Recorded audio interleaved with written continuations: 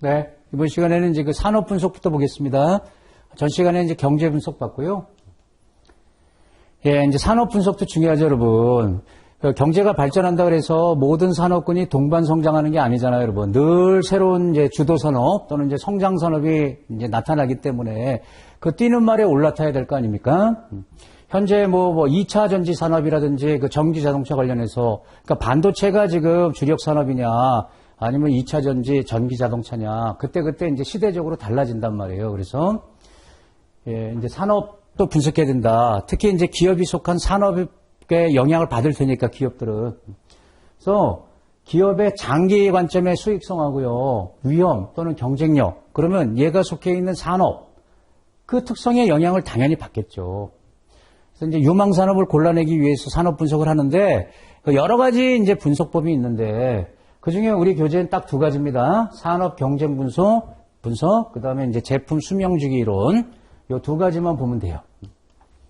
자, 그럼 먼저 산업의 경쟁 구조 분석. 이건 누가 얘기한 거냐면 이제 마이클 포터라는 사람이 이제 얘기한 겁니다. 그러니까 이 산업이 경쟁력이 있냐 없냐 이걸 이제 분석할 수 있다. 5가지 요인으로 이제 확인하면 된다. 이렇게 얘기한 거예요. 마이클 포터가 이제 얘기한 게 산업 경쟁 구조 분석. 산업의 이윤 잠재력이 5가지 경쟁 요인이라고 불러요. 구조적 경쟁 요인에 의해서 결정된다라고 보고 분석하는 방법이다. 그러면 5가지 경쟁 요인 어떤 것들이 있냐? 이걸 일단 외워야 됩니다. 진입장벽. 새로운 기업이 진출하기 쉽냐 어렵냐? 진입장벽. 그리고 이미 진출한 현존 업체 간의 경쟁 강도가 치열하냐 그렇지 않냐? 또 다른 산업이나 제품으로 대체 가능성이 있냐 없냐? 구매자하고 공급자의 교섭력이라는 것은 얘네들의 힘입니다. 힘, 파워. 이게 어떻게 돼 있냐? 그럼 5개죠. 진입장벽, 현존 이제 또는 기존 업체 간의 경쟁 강도, 대체 가능성, 구매자 교섭력, 공급자 교섭력. 이렇게 5가지를 구조적 요인으로 보는 거다. 외우셔야 되고요. 그럼 이제 하나씩 이제 어떻게 판단하는 거냐? 이게 높은 게 좋은 거냐, 낮은 게 좋은 거냐? 이제 이렇게 봅니다. 일단 진입장벽이 뭐다, 여러분? 진입장벽, 철수장벽 이런 말 쓰잖아요. 진입장벽은 이런 뜻이죠. 새로 진출하는 기업들을 이제 어렵게 만드는 장벽이잖아요. 그럼 진입장벽이 높은 게 좋은 거냐, 안 좋은 거냐 했을 때 여러분, 진출하려고 하는 기업 입장에서는 안 좋지만 기존 기업 입장에서는 좋은 거예요. 그 뜻이에요.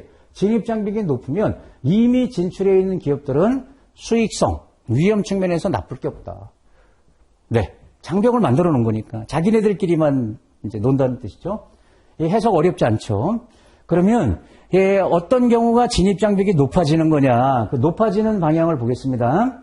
요거 이제 말 바꾸는 것만 주의하시면 되니까 규모의 경제가 잘 나타나는 산업일수록 진입장벽이 높은 겁니다.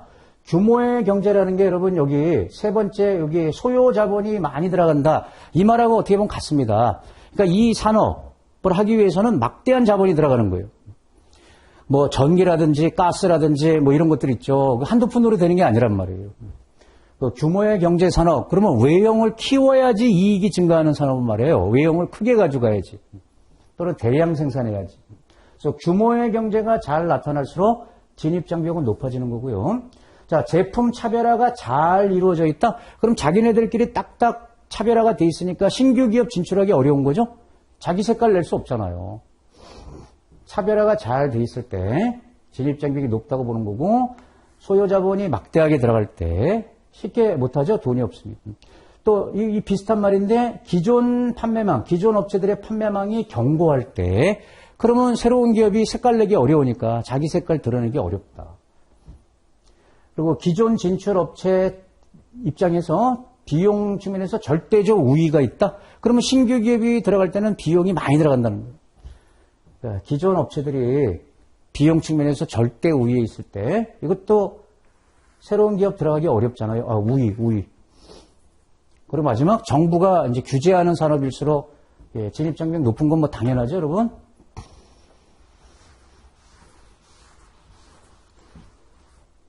그럼 이런 거 말 바꿀 때, 적을 때, 규모의 경제가 적용되지 않는 산업일 때, 뭐 이런 식으로 하면 오히려 낮은 거예요. 이해하시면 되고요. 자, 두 번째. 이미 진출한 이 기업들이 있겠죠. 이 산업에. 걔네들끼리 얼마나 치열하게 경쟁하냐. 그것도 영향을 주는데 경쟁 강도가 높으면 이제 출혈 경쟁이 심해지니까 이제 안 좋은 거죠, 여러분. 너무 많은 기업들이 있으니까. 근데 이럴수록 경쟁 강도는 어떻게 된다? 치열해진다. 그렇게 이제 봐야 된다. 당연히 경쟁 기업 수가 많으면 포화 상태겠죠. 그리고 이 산업 자체는 완만하게 성장하면 많은데 완만하게 성장하면 성장 잠재력이 이제 줄어든 거니까 경쟁 강도 올라갈 거 아닙니까? 가격 경쟁이 높거나 제품 차별화가 여기 안 돼 있을 때입니다. 안 돼 있으면 이 제품이나 저 제품이나 고객 입장에서는 차이가 없잖아요. 그러면은 이제 기업들은 안 좋죠. 경쟁해야죠. 고정비 부담이 많으면 고정비가 많이 들어가면 경쟁 심해질 거 아닙니까? 고정비 회수하기 위해서 많이 팔아야 되니까. 시설 확장이 대규모로 이루어질 수밖에 없는 경우, 그러니까 대규모 돈이 들어갔다. 그러면 이 돈 뽑기 위해서 경쟁해야 될 거 아니에요. 되셨죠?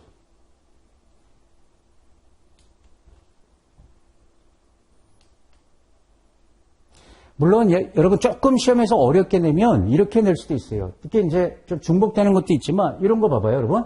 경쟁 기업 수가 많으면 진입 장벽이 높아지는 거냐, 경쟁 강도가 높아지는 거냐 했을 때 진입 장벽이 아니고 경쟁 강도가 높아지는 거다. 뭐 이렇게 이제 봐야 되는데 그러면 조금 어렵게 나는 거고 그냥 이렇게 단순하게 주고 많을 때냐 적을 때냐 이러면 이제 이해만 잘하시면 되죠.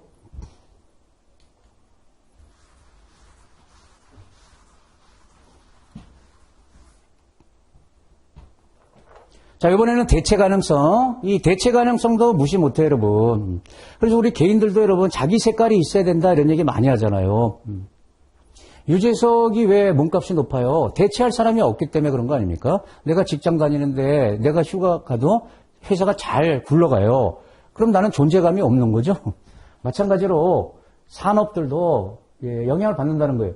특정 산업은 대체품을 생산하는 산업과 경쟁 관계에 있기 때문에 대체품은 기업 가격을 결정하는데 일정한 상한선. 그러니까 대체 가능성이 높은 산업은 안 좋다는 겁니다. 상한선을 제시해준다. 이익 잠재력이 제한된다. 그러니까 언제 대체될지 모르니까 비슷비슷한 산업이 많으면은 그러면은 얘 없어도 되는 거니까 가격을 마음대로 못 올리고 따라서 이익 잠재력이 이제 하락하는 거다.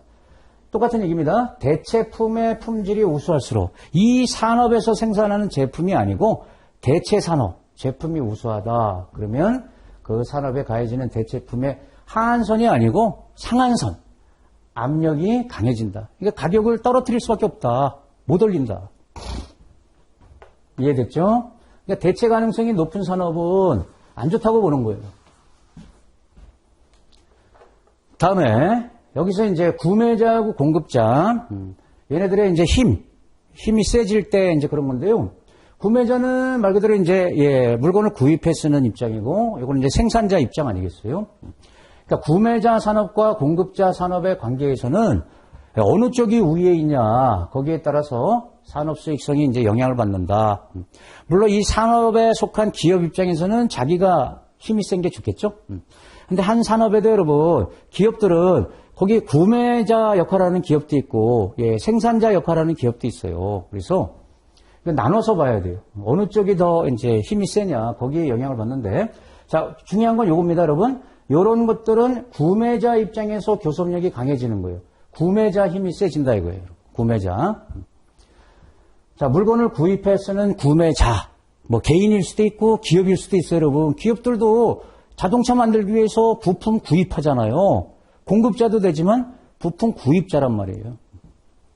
그러니까 구매자들이 집중도가 높다는 거예요. 똘똘 뭉친다는 거죠. 공급자의 집중도에 비해서 더 높을 때. 그럼 구매자 힘이 셀 거 아닙니까? 집중도가 더 높으면. 그리고 제품이 규격화되어 있다. 차별화가 되어 있지 않다. 차별화되어 있지 않다? 비슷비슷하다. 그러면 여러분 공급자 입장에서는 안 좋잖아요. 그 제품이 그 제품이니까. 그래서 이것은 구매자 힘이 세지는 거고 공급자 힘은 약해지는 거다. 이해되죠? 반대로 얘기하면 이제 공급자 힘이 세지는 거고요.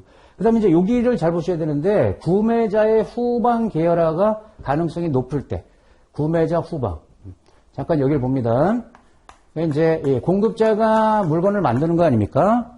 구매자가 그걸 구입하는 거고, 그럼 당연히 물건은 여기서 생산하고 이쪽으로 가는 거니까, 여기를 전방이라고 보는 거예요. 이쪽이 전방이고, 이쪽이 후방인데, 여러분, 이 사이에도 여러 단계가 있단 말이에요. 중간 도매상도 있고, 소매상도 있고, 대리점도 있고, 그리고 최종 소비자가 있고. 그렇지 않습니까? 이랬을 때, 이런 이제 단계들이 있을 때, 구매자 입장에서 후방 계열화가 강해진다는 것은 뭐냐면, 후방이 통합됐다는 겁니다. 얘네들이 이걸 다 이렇게 통합해버리는 겁니다. 그러면 얘 힘이 강해지는 거 아닙니까? 후방 쪽이 통합되거나 계열화된다. 그러면 이쪽이 커지는 거다.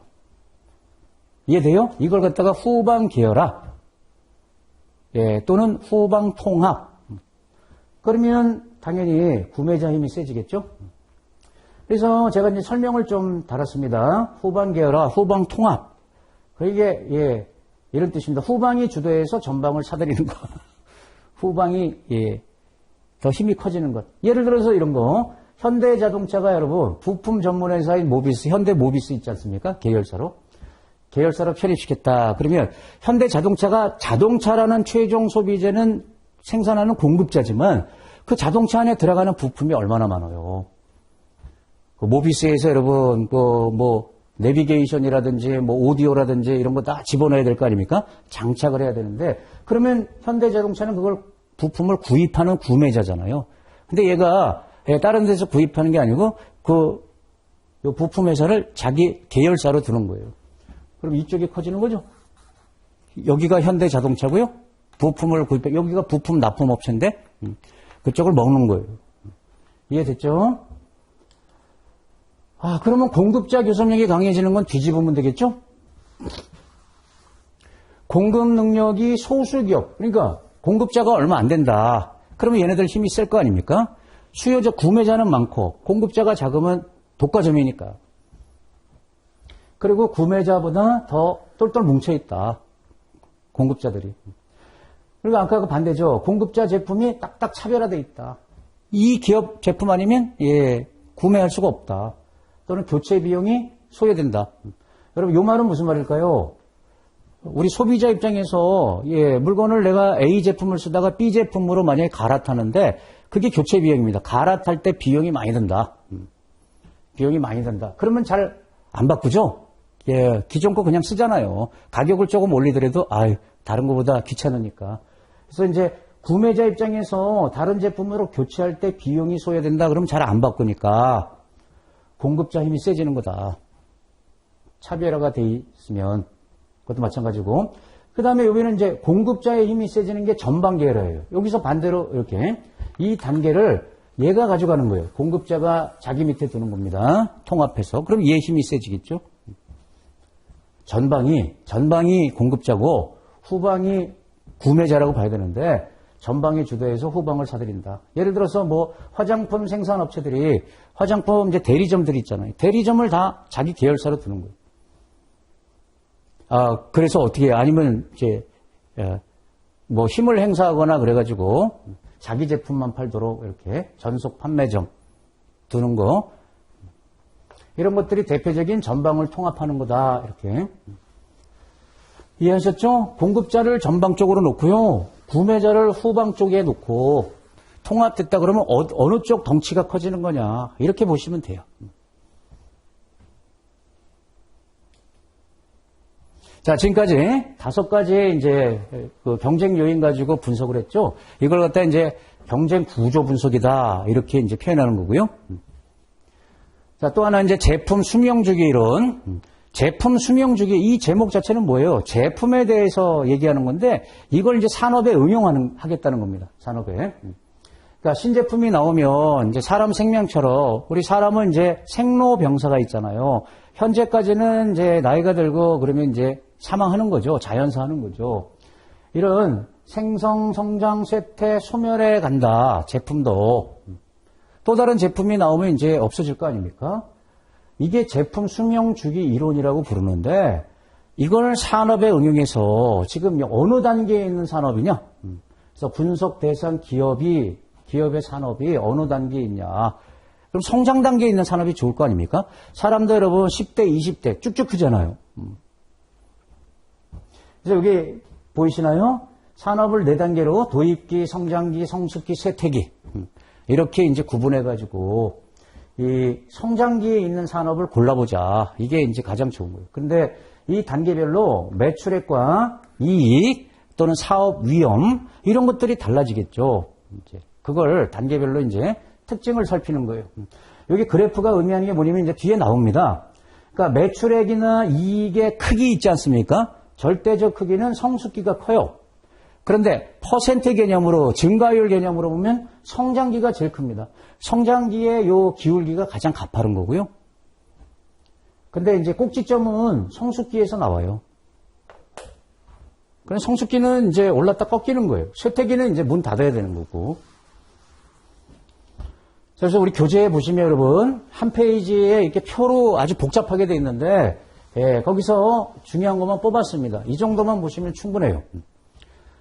자, 도입 단계의 산업이다. 처음 등장한 거죠. 그러면 도입기에는 신제품이 나온다. 잘 안 팔린다. 아직 잘 모르니까 매출은 저조하다. 그러면 알려야 되니까 광고비가 많이 들어간다. 이런 특징이 있다. 자, 수익성 위험. 이게 핵심이니까. 그러면 여기 수익은 없을 것이다. 초기 단계니까. 낮거나 마이너스다. 위험이 당연히 크죠. 이건 어떻게 보면 역외관계니까. 성장기가 제일 좋다고 그랬어요. 성장기에 그러면 시장 규모가 커지고 매출도 증가하고 자금 조달 능력이 중요한 시기. 왜냐하면 성장해야 되니까 자금 조달 능력 중요하겠죠. 그러니까 이런 기업들은요. 성장 기업들은요. 배당을 많이 안 줍니다. 왜냐하면 재투자를 해야 되니까 사내 유보를 많이 해요. 배당을 적게 주고. 그래도 주가가 많이 올라가니까 관심을 갖는 거예요. 높아지겠죠. 이건 낮아지고. 그 다음에 이제 성숙은 포화 상태를 말하는 거예요. 들어올 기업 다 들어왔다. 경쟁이 치열한 단계가 되겠습니다. 이제 들어올 기업 다 들어왔으니까 1등만 살아남는 거죠. 선도 기업만. 그래서 아주 경쟁이 치열해요. 자, 수익의 총 크기는 초기 단계에서는 커지지만 이제 증가폭이 작아지고 위험이 다시 증가하고 쇠퇴는 끝물이죠. 구매자가 외면하는다고 보고 이제 대체품이 출현하고 그러니까 여기 도입기 단계로 다시 가는 겁니다. 예. 그 수익은 없거나 낮고 위험은 높아지고.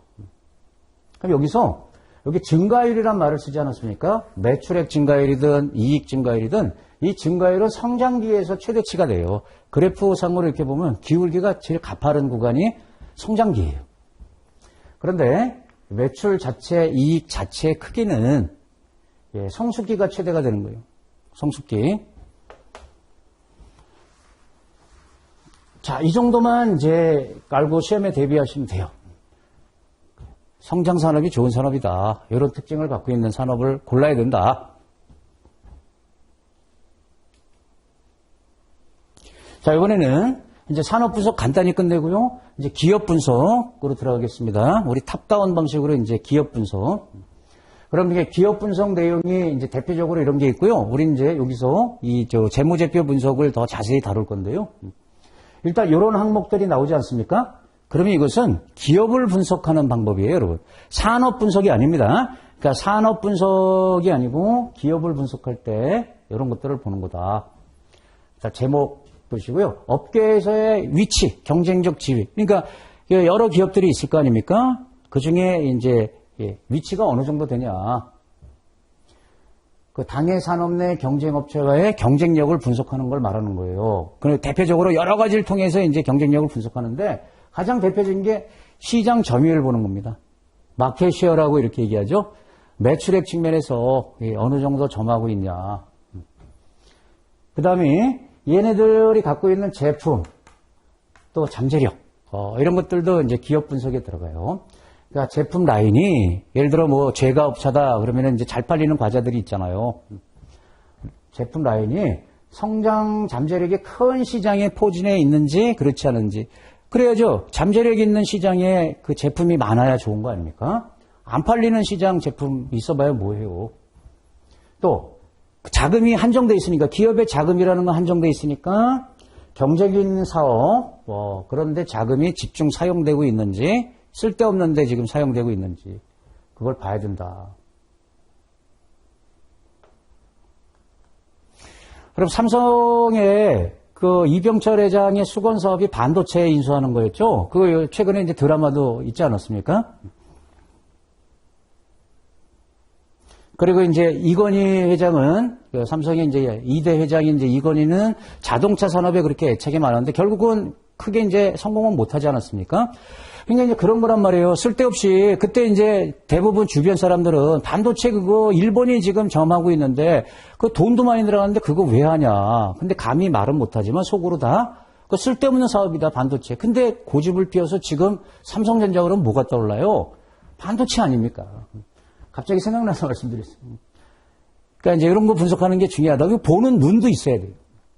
그 다음에 이게 지금 핵심 역량평가, 이것도 기업 분석에 들어가는데 이게 바로 최고 경영진이에요, 여러분. 특히 핵심 역량이 뭐가 있냐 했을 때 여러 가지가 있겠죠. 근데 여기서 가장 중심이 되는 게 오너라는 거예요, 오너. 최고 경영자가 누구냐. 오너 리스크라는 게 또 있지 않습니까? 마지막에 이제 이게 대표적인 거죠, 여러분. 재무 정보 파악하는 거죠. 기업 재무제표에 기초해서 재무 비율 분석, ROE, 이제 자기 자본이익률 이런 거 분석하는 거. 자, 이런 네 가지들이 다 기업을 분석할 때 이제 보는 거다.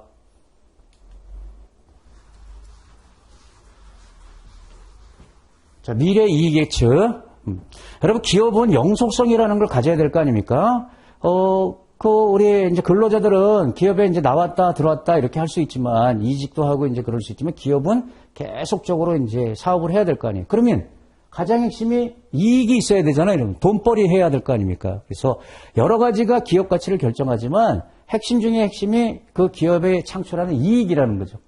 그리고 현재 이익도 중요하지만 미래 이익. 그러면 어떻게 이 기업의 이익을 미래 이익을 예측하냐? 이제 그걸 보겠다. 자, 증권의 내재 가치에 영향을 주는 이제 여러 요인들이 있겠지만 가장 결정적인 이제 요소는 기업이 창출하는 미래 이익이 되는 거다. 그리고 실증적으로 이 이익에 주가가 반응을 많이 한다. 실증적으로 이제 주가 변동은 미래 이익 변에 가장 밀접한 관련이 있다. 제가 말씀드린 것 같은데 뭐 삼성전자 실적이 지금 발표했는데 마이너스 났다? 이 과거치잖아요. 주가 영향 별로 안 받아요. 선반영된 거기 때문에. 미래의 이익이 날 것 같다. 그러면 주가가 올라가는 거예요. 근데 지금 이익이 나도 앞으로 적자 될 것 같다. 그럼 주가 빠지죠. 영향을 받는 거예요. 자, 이제 이익을 예측할 때 우리 뭐 이익 계산하고 그러는 거 없습니다. 어떻게 예측하는 게 좋냐. 미래 이익 예측할 때 그 고려해야 되는 사항. 이 항목만 잘 이해하시면 되겠어요. 자, 경제적 측면의 이익하고 회계상의 이익이 있는데 회계적 이익으로 예측한다는 겁니다. 경제적 이익이 아니고. 여러분, 경제적 이익이 실증적인 이익이에요. 실제 발생한 이익인데 이 경제 이익은 측정이 어렵다는 겁니다. 그리고 중요한 것은 회계상의 이익, 회계 적자를 우리 많이 쓰지 않습니까? 저도 마찬가지지만 그러니까 회계 이익과 상관관계가 높아요. 그래서 회계 이익으로 이제 추정하겠다. 미래 이익을. 그렇게 보는 겁니다. 반대로 얘기하면 안 되고요. 그리고 회계 처리 방법이 다양하다는데 염두를 둬야 된다. 또 장보를 경우에 따라 조작할 수도 있고 회계 처리 방법이 기업마다 이제 관습에 의해서 조금 다를 수 있기 때문에 그걸 염두에 둬라. 타당하죠? 과소, 과대 계상될 수 있기 때문에. 그리고 너무 과거 자료에만 회계 정보는 사실은 과거치거든요. 거기에만 의존하지 말고 여러 가지 또 이제 질적 측면도 고려해라. 그냥 이건 참고만 하세요, 여러분. 이익 변동의 한 절반 정도가 경제나 산업 요인에도 영향을 받으니까 이것도 고려를 해서 이제 추정을 해야 되는 거예요. 그리고 마지막으로 주당이익, 이익이 이제 근데 주식수로 나누면 주당이익이 되겠죠? 기업의 총이익을 주식수로 나눕니다.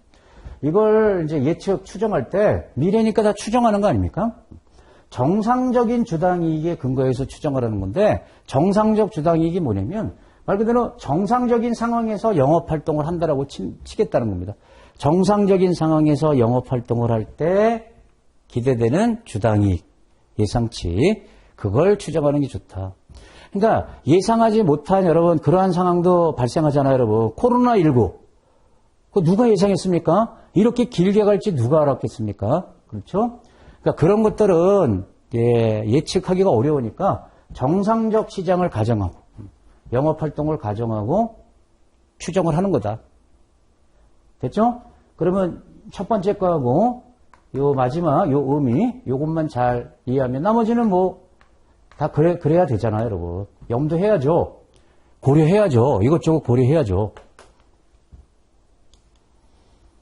자, 그러면 정상적 주당이익을 근거로 계산하는 건데 그 이익 예측의 이제 신뢰성을 높이기 위해서는 요걸 이제 추가로 봅니다. 이익을 예측할 때 신뢰성을 올리려고 그러면 경상 항목에 초점 맞춰서 예측하라는 거예요. 경상이 뭐예요, 여러분? 경상적 항목. 경상 항목을 근간으로. 그러니까 여러분 일시적이거나 비반복적인 항목들이 있단 말이에요. 경상은 꾸준하게 주기적으로 발생하는 건 말이에요. 예를 들어 기업 합병, 자산 매각 이런 것들은 매번 발생하는 게 아니잖아요, 여러분. 일시적이고 비반복적이다. 그러면 여기서 발생하는 이익보다 미래에도 계속될 것으로 반복적으로 발생하는 거 있잖아요. 계속 반복적인 행위. 그게 경상입니다. 반복적인 항목. 여기서 뽑아내라는 거예요. 이거와 관련된 수익이나 비용, 수익에서 비용을 빼면 그게 남는 이익이 되는 거니까. 이걸 이제 전제로 한다는 겁니다. 이걸 한마디로 뭐라 한다? 경상 항목을 근거로 한다. 반복되는 항목, 뭐 생산활동, 판매활동, 구매활동, 이거는 계속 반복되는 거 아니겠어요? 이거와 관련된 수익과 비용. 두 번째, 보수적 회계 처리를 근간으로 하라는 거예요. 보수적, 회계는 항상 보수적 개념으로 접근하는 겁니다. 이 보수적이라는 게 이거예요, 여러분. 추정할 때 이익은 될 수 있는 대로 작게, 비용은 될 수 있는 대로 크게. 수익이라고 해볼까요? 수익은 작게, 비용은 크게. 그래서 이익 자체를 보수적으로 추정하라는 거예요. 그리고 세 번째를 잘 보세요, 여러분. 기업의 장기란 말이 들어갔어요. 단기가 아니고 장기 수익과 밀접한 관련이 있는 여기 임의적 비용이란 말이 있는데 여기 이제 비용을 추정할 때 있지 않습니까? 임의적 비용을 중요하게 보라는 겁니다, 여러분. 임의적 비용을. 강제적 비용과 임의적 비용이 있는데요. 물건을 만들 때 이제 비용이 발생할 거 아닙니까? 근데 강제적 비용은 말 그대로 강제란 말을 썼어요. 근데 늘 발생하는 거예요, 여러분. 재료비라든지 인건비. 이거는 거의 고정비죠? 고정비. 근데 임의적 비용은 지출이 될 수도 있고 안 될 수도 있고. 임의적. 뭐 감가상각비. 이거는 뭐 기업이 자율적으로 여러분 감가상각비 조정할 수 있죠. 연구개발비 해도 되고 안 해도 될 거 아닙니까? 이런 식으로 집행할 수도 있고 좀 연기할 수도 있고 이런 비용을 임의적 비용이라고 그러는데 이 고정적으로 발생하는 비용, 물론 이것도 중요하지만 장기 관점에서 기업 수익에 영향을 주는 것은 이게 영향 줄 가능성이 많다. 지금은 당장 마이너스지만 연구개발 여기 투자를 늘리면 미래 좋아지지 않겠어요? 됐죠? 그래서 임의적 비용, 그게 중요하다. 강제적 비용이라고 그러면 안 되겠어요.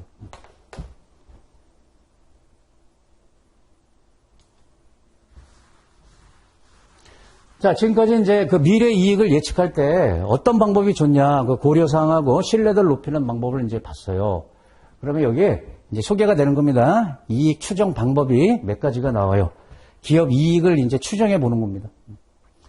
손익계산서상에서 이제 추정치를 계산하는 겁니다. 그걸 이제 추정손익계산서 이렇게 이제 불러요. 기업이 여러분 1년에 한 번씩 손익계산서 재무상태표 작성하지 않습니까?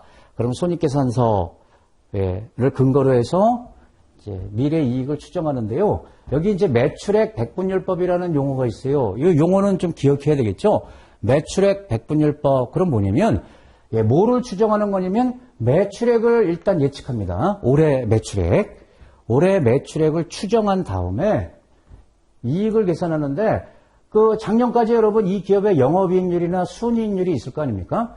그래서 매출액을 추정한 다음에 매출액 대비 구성비, 그래서 이제 작년에 영업이익률이 있었을 것이다. 매출액 영업이익률, 매출액 순이익률.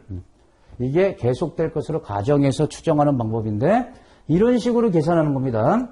올해 영업이익 추정치를 계산할 때 이 기업의 영업이익률이 몇 %인지가 있을 거 아닙니까? 작년 손익계산서에. 거기에다가 추정 매출액을 곱해버리는 거예요. 여기 만약에 10%다. 근데 매출액 추정치가 만약에 100이다. 100억이다. 그러면 이게 10 이렇게 나오겠죠? 순이익 추정도 마찬가지입니다. 예, 이 기업의 순이익률 그대로 유지된다고 보고 작년의 순이익률 요거 뭐 20% 이게 그대로 유지된다고 보고 매출액을 추정해가지고 자, 제가 정리를 해드릴게요, 여러분.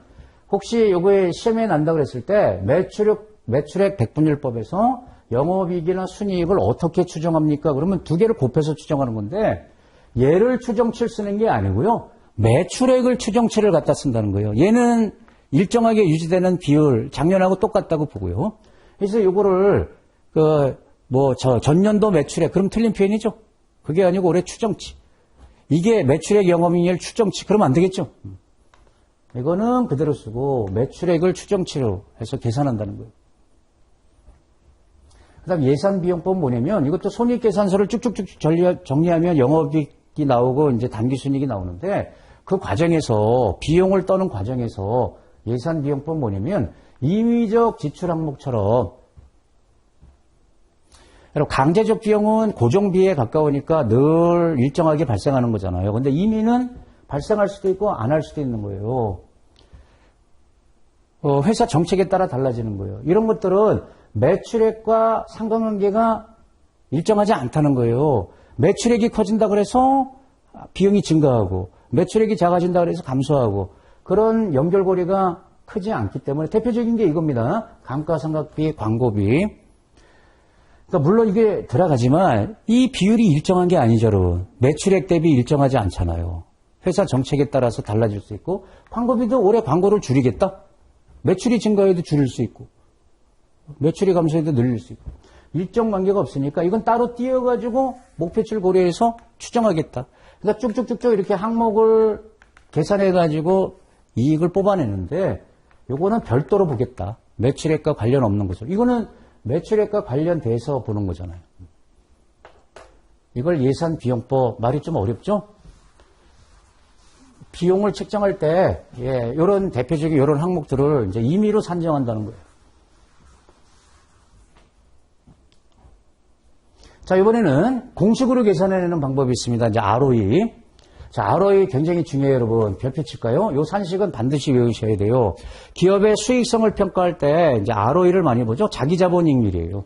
그럼 얘는 어떻게 계산한다? 이게 단기순이익입니다. 단기순이익을 갖다가 자기자본으로 나눠서 곱하기 100. 그럼 퍼센트가 되겠죠. 이걸 ROE, 자기자본이익률. 그러니까 기본식이 이겁니다. 순이익을 갖다가 자기자본으로 나눠서 몇 퍼센트 정도 나왔는지 보는 거예요. 높으면 좋겠죠, 여러분. 이익률이니까. 자기자본 이익률. 근데 요거를 좀 변형하면 여기 지금 써져 있죠. 순이익을 매출액으로 나누고 매출액을 총자본으로 나누고 총자본을 자기자본 나누면 지워지니까 순이익 자기자본 똑같은데 이렇게 여러분 이게 나눠갖고 이렇게 정교하게 분석을 많이 해요. 근데 이 하나하나가 의미가 있어요. 자, 요거 그대로 여기는 여러분 총자본에는 자기자본하고 타인자본 부채를 합산한 거 아닙니까? 그럼 요걸 풀면 요 분자값을 자기자본, 타인자본 이렇게 풀면 그러면 1 플러스 자기자본분의 타인자본 이렇게 되겠죠? 그러면 이렇게 세 개의 곱으로 ROE를 분해할 수가 있다는 거예요. 이게 다 의미 있는 겁니다. 이게 뒤에 나와요. 이게 매출액 순이익률이고요. 그리고 총자본 회전율이라고 부르고요. 이게 부채 아닙니까? 이걸 이제 이 기업의 부채 레버리지.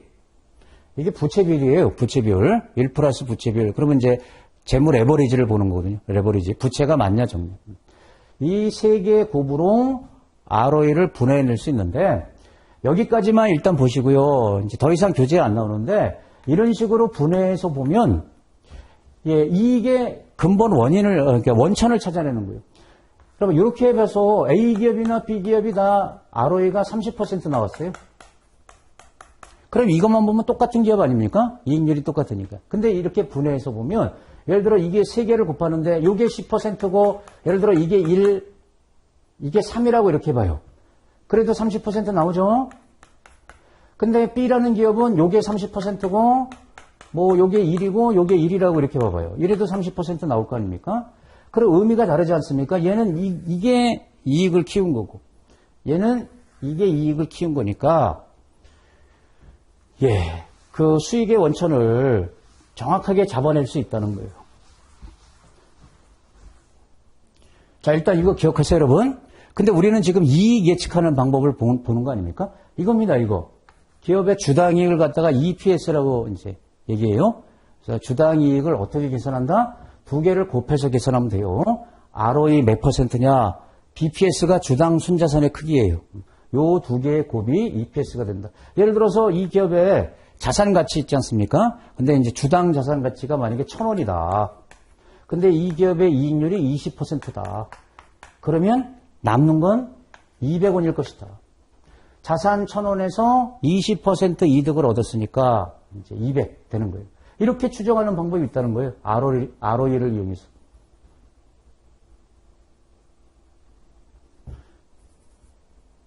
(20%) 요 산식은 좀 체크해 놓고요.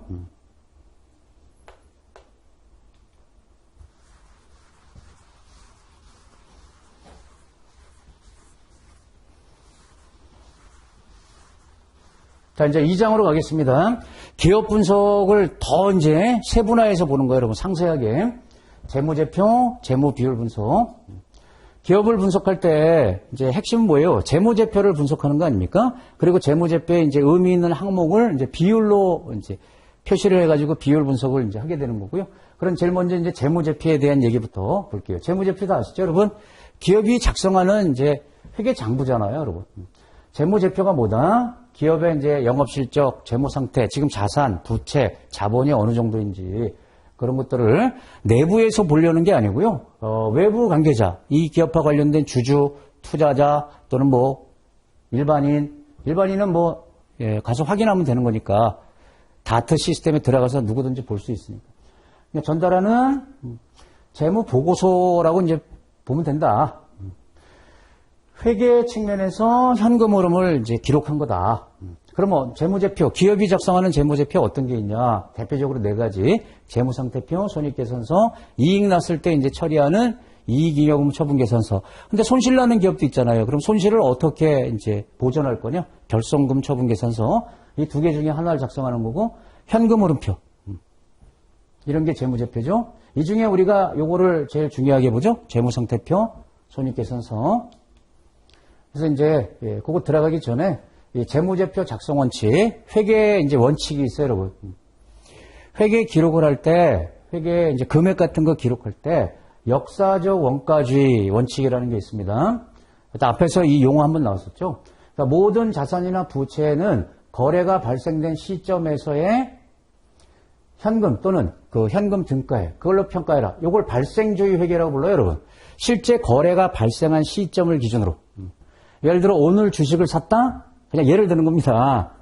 오늘 주식을 샀잖아요?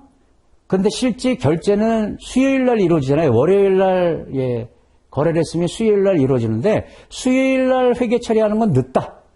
오늘 기준으로 거래가 발생한 날, 실제 거래가 발생한 날 기준으로 이제 기록을 하는데 그걸 갖다가 이제 역사적 취득 원가주의다 이렇게 이제 불러요.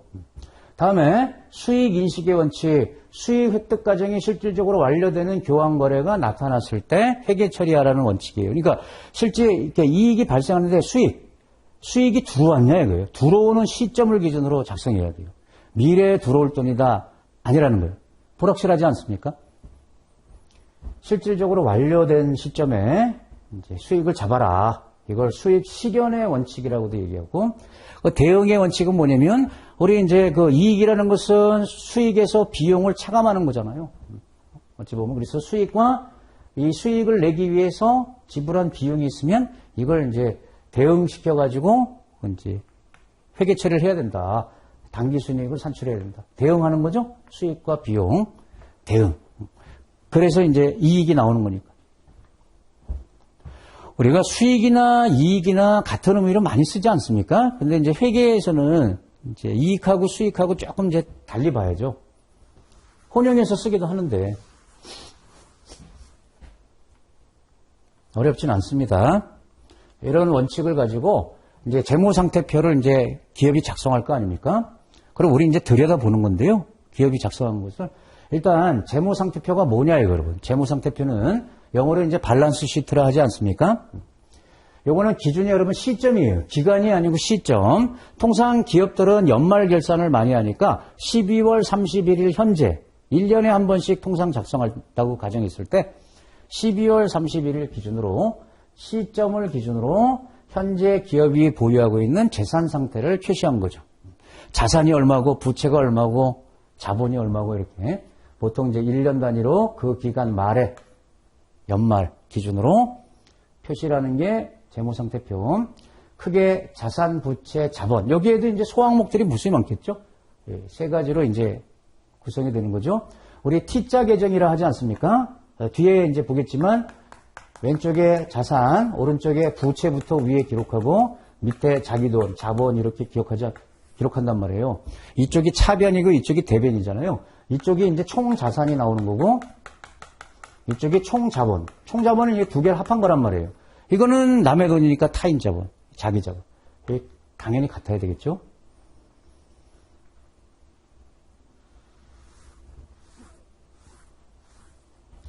자, 이렇게 재무상태표를 작성할 때 자산, 부채, 자본 얘네들을 총액에 의해서 기재해야 돼요. 빼면 안 된다는 거예요, 여러분.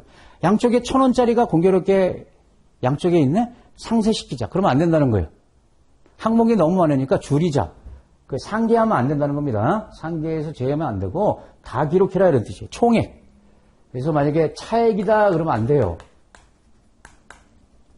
상계하지 말라는 거고 자본은 이런 게 없는데 자산과 부채는 1년을 기준으로 유동, 고정.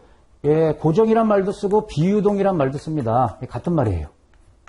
유동자산, 고정자산 또는 비유동자산, 유동부채, 고정부채 또는 비유동부채. 이 유동은 뭐냐면 여러분 1년 내 현금화, 1년 기준이에요 여러분. 1년 내 현금화할 수 있는 자산이냐 1년 내 갚아야 되는 부채냐 그러면 유동자를 붙이고 장기 개념 있죠? 장기. 공장이나 설비 이런 거는 고정자산이란 말이에요. 그 매각하기가 쉽지 않잖아요. 또는 장기 부채. 그렇게 반드시 나눠서 기록해야 되고 그럼 요걸 기록할 때는 유동성 배열법에 근거하는 거죠. 현금화하기 쉬운 것부터 이제 작성을 하는 거예요. 그래서 유동자산을 먼저 기록하고 그 다음에 고정자산, 부채도 유동부채가 먼저 나오고 예, 고정부채가 뒤따라 나오는 거죠. 그리고 자본금은 크게 네 가지 항목이 있는데 잉여금 중에서 여러분 자본잉여금이 있고 이익잉여금이 있어요. 요거는 반드시 구분해야 돼요, 여러분. 자, 이런 이제 작성 기준 또는 이제 원칙이 있다. 그러면 재무상태표를 한번 보겠습니다. 자, 이제 밸런스 시트라 그러는데요. 왼쪽이 차변이죠. 오른쪽이 대변이고. 그럼 왼쪽 차변에는 자산이 나오는 거고요. 오른쪽은 부채하고 자본이 나오는데 부채를 먼저 기록하고 자본이 밑에 나오는 이렇게 이제 기록을 하는데 자, 유동성 배열법에 따라서 자산들 여러분 이 계정 가격이 얼마나 많겠어요. 자, 유동자산을 먼저 기록하고 그 다음에 고정자산 크게 보면 근데 유동자산은 뭐예요? 1년 내에 이제 현금화할 수 있는 거 대표적으로 당좌자산하고 재고자산이 여기에 들어갑니다. 그 다음에 이제 장기성 자산이란 말이에요. 투자자산, 유형자산, 무형자산 뭐 이런 걸 말해요.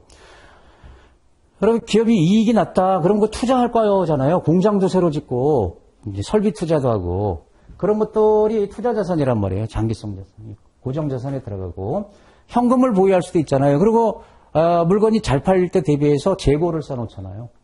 유동자산. 그래서 이쪽을 다 합하면 총자산이라고 표현하고 자 부채도 유동부채, 단기부채, 고정부채 이렇게 기록을 하고 자본이 크게 네 가지 항목이 있다는 거예요, 여러분. 자본금. 이게 주식 발행 얼마였냐 이거죠? 그리고 잉여금, 자본잉여금, 이익잉여금. 이게 다른 겁니다. 이게 구분하라는 겁니다. 반드시 구분해야 된다. 여기 이제 소항목들을 제가 이렇게 적어놨는데 이런 것들은 그냥 읽어보시는 걸로 하고 넘어가도 됩니다. 그리고 자본 조정이라는 게 있어요. 자본금, 자본잉여금, 이익잉여금, 자본 조정. 이 네 가지가 자본을 구성하는 항목이다. 그러면 이 두 개를 합하면 총 자본이 되고 말은 다르지만 이 크기는 같을 거기 때문에 총 자산, 총 자본 혼용해서 쓸 거다. 자, 그러면 시험에서 이걸 세세하게 물을 거냐? 아닙니다, 여러분. 우리 교재에도 이걸 다 설명을 하고 있지만 우리는 뭘 지금 공부하는 거다? 우리가 회계시험 보는 게 아니에요. 회계시험 본다 그러면 이 항목이 어디에 들어가냐 이런 걸 알아야 되지만 우리는 재무제표를 들여다볼 수 있냐. 그걸 통해서 이 기업이 좋은 기업인지 판단할 수 있냐.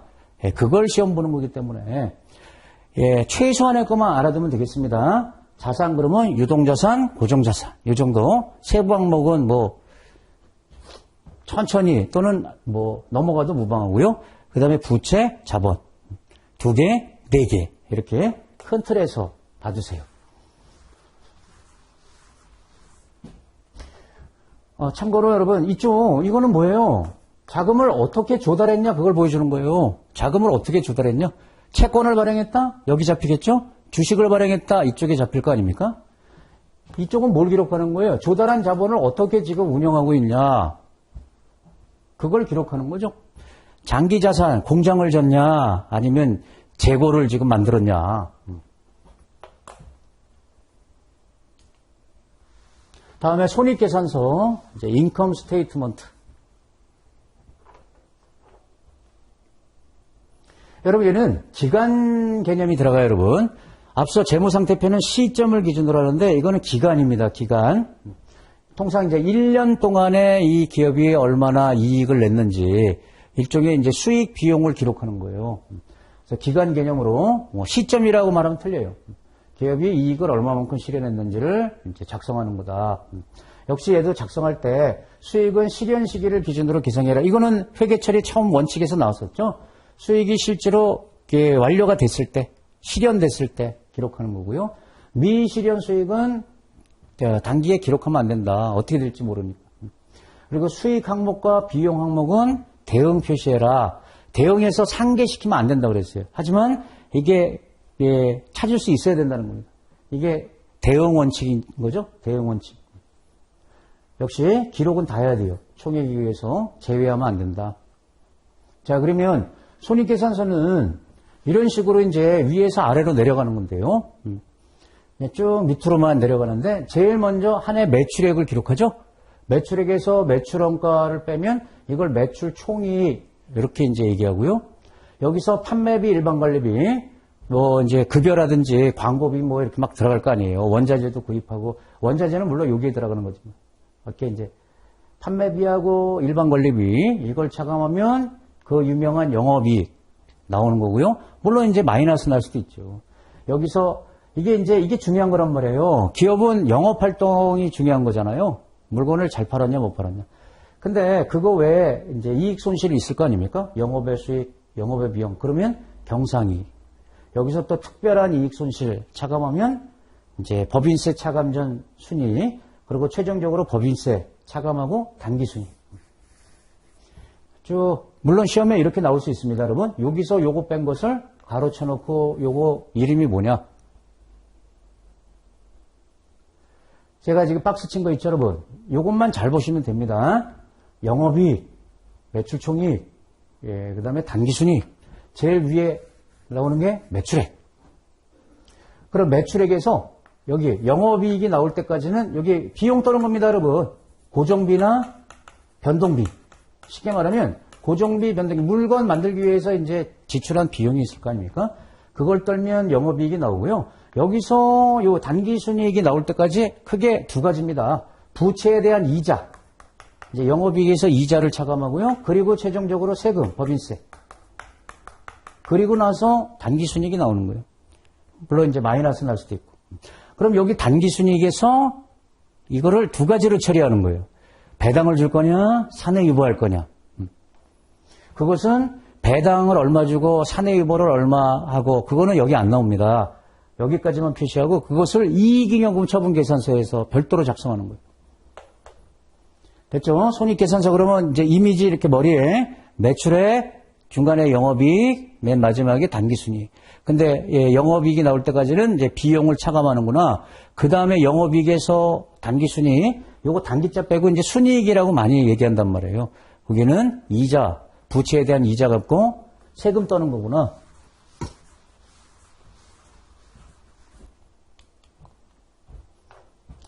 네, 바로 이제 이익잉여금처분계산서. 이게 바로 단기순이익, 손익계산서상의 단기순이익 사용 용도를 작성하는 거예요.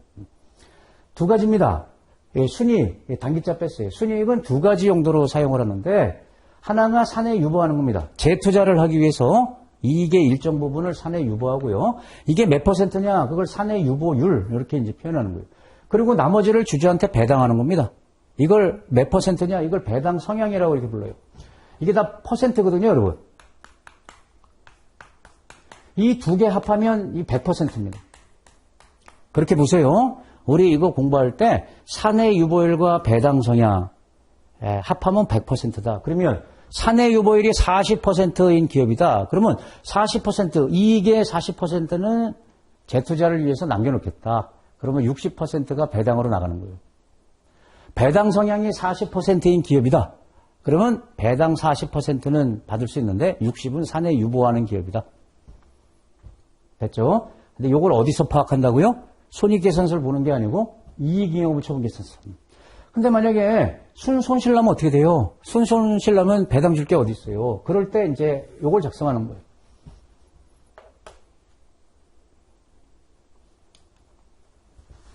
마지막 현금흐름표. 현금흐름표는 우리 이제 자세히 보지 않을 겁니다.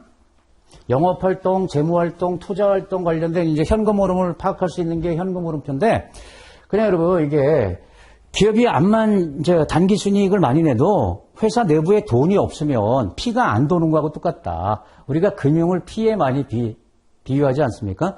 경제가 잘 굴러가려고 그러면, 금융시장이 발전해야 돼요.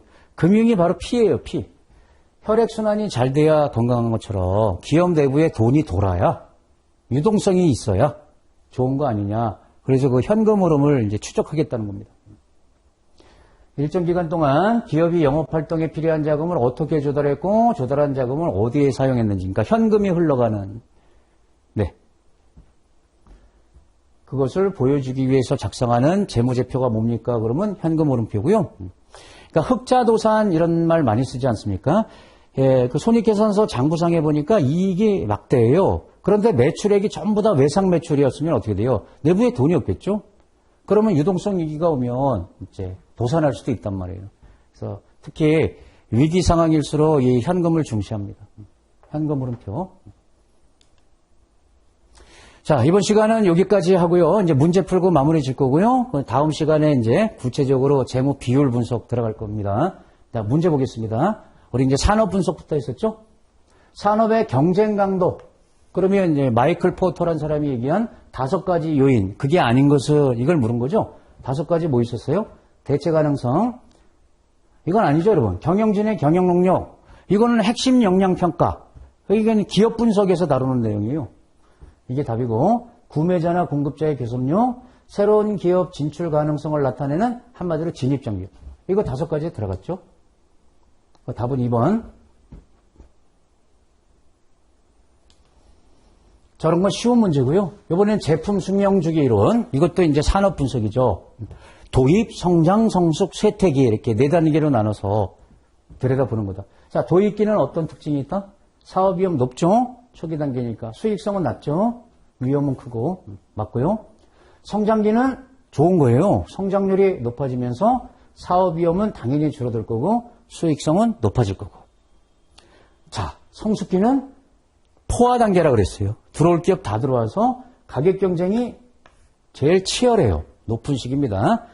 가격 경쟁을 심하게 하는 거죠. 마진, 수익성 이제 모두 감소하기 시작한다. 이 말이 결정적으로 틀렸습니다. 쇠퇴기는 철수 기업이 늘어나고 낮은 가격, 낮은 마진 발생할 것이다. 네. 쉬워요. 몇 가지 키워드만 이렇게 뽑아 놓으시면 되겠어요. 퍼센트 개념으로 보면 이 성장기가 제일 크고 총액으로 보면 성숙기 초기 단계가 크다 했죠. 자, 기업의 미래이익 예측할 때 고려사항이다. 적절하지 않은 것은. 자, 회계 처리의 다양성 문제를 염두에 둬야 된다고 그랬고, 회계적 이익과 경제적 이익, 어떤 게 예측 대상이라 했죠? 회계적 이익이 예측 대상이라고 그랬죠? 이거 틀렸네요. 아니라 경제적 그랬으니까, 바뀌었습니다. 과거 자료에만 의존하지 마라. 질적 요인도 감안해라. 맞고요. 자, 예측 신뢰성을 높이기 위해서 불특정, 그러니까 불규칙적으로 발생하는 거 말고 정상적인 주당이 정상적인 상황에서 영업 활동을 한다라고 가정했을 때 주단이익에 근거해서 추정해라. 그게 신뢰도가 높다. 2번이 반대입니다.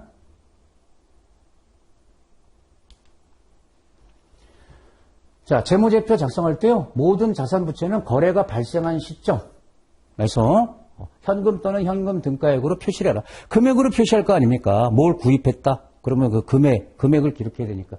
근데 이게 뭐예요? 역사적이란 말이죠, 여러분. 역사적 원가주의 또는 취득, 역사적 취득. 답은 1번. 요 세 가지 기억나시죠? 요거하고 요거는 같은 말이잖아요, 여러분. 2번하고 4번은 같은 말이죠. 얘하고 얘가 또 같은 말이고. 역사적 취득. 원가. 재무제표. 자, 재무상태표, 손익계산서, 이익잉여금처분계산서, 현금흐름표. 특징을 묻고 있죠. 재무상태표는 일정 시점을 기준으로 작성하는 거 맞죠? 기업이 현재 보유한 재산 상태를 나타내는 재무제표, 자산, 부채, 자본. 자, 손익계산서는 기업이 실현한 이익을 나타내는 재무제표. 이게 맞죠? 이익. 그런데 이게 틀렸죠. 시점이 아니고 여기 기간. 여기 의미가 있어요, 여러분. 시점이냐, 기간이냐. 이게 의미 있는 거예요. 틀렸고. 이익이나 이걸 손실을 따질 때는요, 시점이 될 수가 없어요, 여러분. 1년 동안 얼마나 이익을 냈냐. 1년 동안. 이 기간 개념이 들어가는 거거든요. 자, 단기 순이익의 사용 용도를 나타낸다. 이익잉여금은 처분계산서. 이 두 가지. 사내 유보, 배당. 사내 유보 플러스 배당. 그걸 말하는 거죠. 현금흐름표는 피가 잘 도냐. 그러니까 돈이 잘 기업 내부에서 돌고 있냐. 네. 맞죠? 이런 말로 하면 현금흐름표. 네, 답은 2번이고요. 자, 이렇게 해서 이번 시간 마무리 짓겠습니다. 수고하셨습니다.